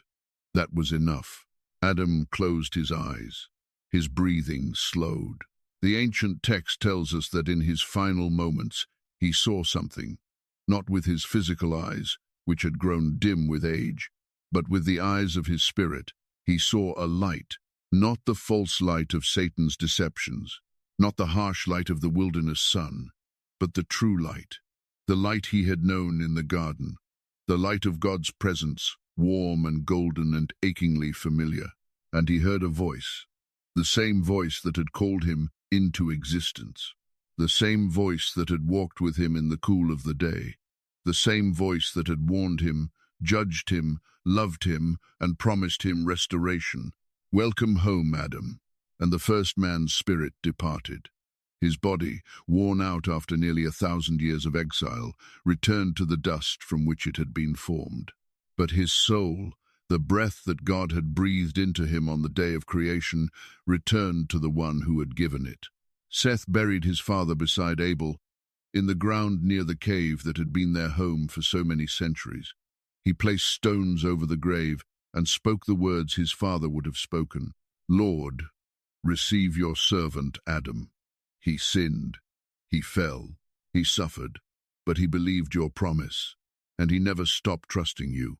Even in the darkness, even in the cave, even when his son was murdered and his hope was crushed, he held on, he endured, he believed. Let his faith not be in vain." Eve survived Adam by a short time. The ancient text does not specify how long, but when she too passed from this world, she was buried beside him, husband and wife, together in death as they had been in life, together in the ground that would hold them until the day of resurrection, together in the hope that God would come. And God did come, not in Adam's lifetime, not for thousands of years after his death, but he came in a stable in Bethlehem, in the form of a child, the seed of the woman, promised in the garden, born into the same fallen world that Adam and Eve had inhabited, subject to the same hunger, the same cold, the same temptation by the same enemy. He came, and he lived, and he died, not in a cave, on a cross. The tree of death answering the tree of knowledge, the blood of the innocent answering the blood of Abel, the sacrifice of God's own Son answering every sacrifice that had ever been offered on every stone altar, from Adam's first offering to the last lamb slaughtered in the temple. And on the third day he rose. Death was defeated, the grave was opened, the promise was fulfilled. 5,500 years, give or take, from Adam's fall to Christ's resurrection. The ancient calculation, preserved in the book of Adam and Eve, pointing forward across the millennia to the moment when everything that had been lost would begin to be restored. The garden is still closed. The cherubim still stand guard. The world is still broken, still fallen, still groaning under the weight of sin and death. But the promise has been kept. The word has been sent. The sacrifice has been made. And the day is coming, the book of Adam and Eve assures us, when the gates will open again, when paradise will be restored, when the tree of life will bear its fruit for the healing of the nations, and when every tear, from Adam's first weeping in the darkness to the last tear shed by the last human being on the last night of this broken world, will be wiped away. Every single one. You have heard the story that the Bible began but never finished. The story of what happened after Eden. The story of the first night, the first tears, the first prayer, the first deception, the first offering, the first murder, the first grave, and the first hope. This is the book of Adam and Eve. The text the church removed. The story they decided you did not need to hear. But the Ethiopian church preserved it. The early Christians read it, and tonight you have heard it.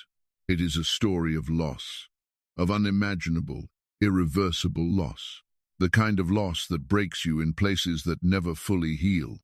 But it is also a story of something stronger than loss, something that outlasts every darkness, survives every deception, and endures through every generation. It is a story of promise, of a God who says, "I will come," and means it, who says, "I will restore," and does it, who says, "I am here," and proves it, again and again and again, through every long night of human history. Tonight, as you close your eyes, carry this truth with you into sleep. You are not forgotten. Whatever darkness surrounds you, whatever loss you carry, whatever grief sits heavy on your chest, you are not alone. The same God who spoke to Adam in the cave speaks to you tonight. The same mercy that preserved Eve through her darkest hour covers you now. The same promise that sustained a broken family for 900 years sustains you still. He is coming. He has already come. And he will come again. Rest now. Let the story settle over you like a blanket. Let the ancient words carry you into peace. You have walked with Adam and Eve through the wilderness. You have wept with them. You have hoped with them. And now, like them, you can rest. For God is faithful. His promises do not fail. And the light that returns each morning is proof that he has not forgotten his own. This is Night Psalms, and we will walk with you again soon. Sleep well, and may the angels of heaven guard your rest. Amen.